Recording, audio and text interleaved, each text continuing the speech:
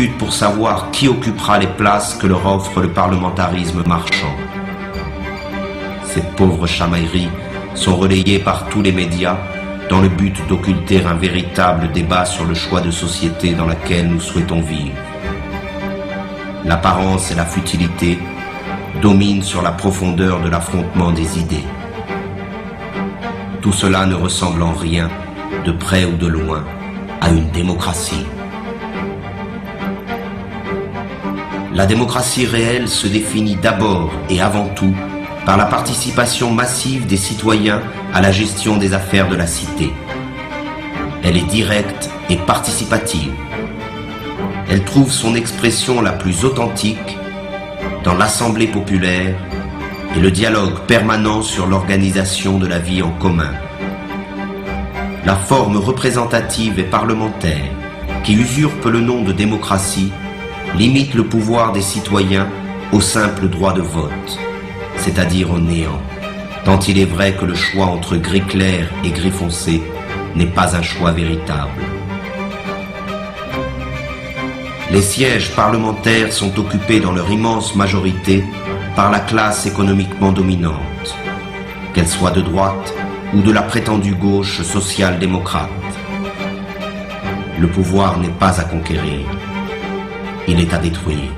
Il est tyrannique par nature, qu'il soit exercé par un roi, un dictateur ou un président élu. La seule différence dans le cas de la démocratie parlementaire, c'est que les esclaves ont l'illusion de choisir eux-mêmes le maître qu'ils devront servir. Le vote a fait d'eux les complices de la tyrannie qui les opprime.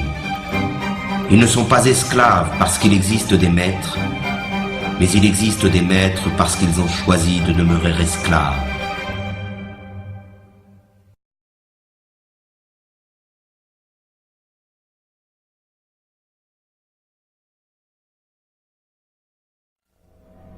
Le système dominant se définit donc par l'omniprésence de son idéologie marchande.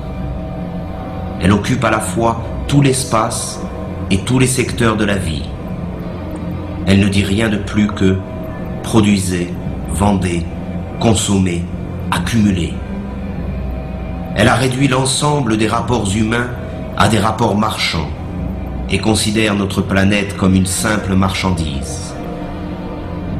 Le devoir qu'elle nous impose est le travail servile. Le seul droit qu'elle reconnaît est le droit à la propriété privée. Le seul Dieu qu'elle arbore est l'argent.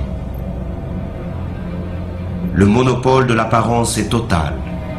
Seuls paraissent les hommes et les discours favorables à l'idéologie dominante.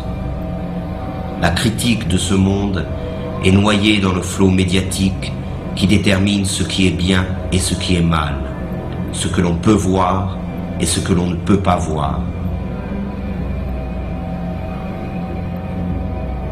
Omniprésence de l'idéologie, culte de l'argent, monopole de l'apparence, parti unique sous couvert du pluralisme parlementaire, absence d'une opposition visible, répression sous toutes ses formes, volonté de transformer l'homme et le monde. Voilà le visage réel du totalitarisme moderne, que l'on appelle démocratie libérale, mais qu'il faut maintenant appeler par son nom véritable, le système totalitaire marchand. L'homme, la société et l'ensemble de notre planète sont au service de cette idéologie.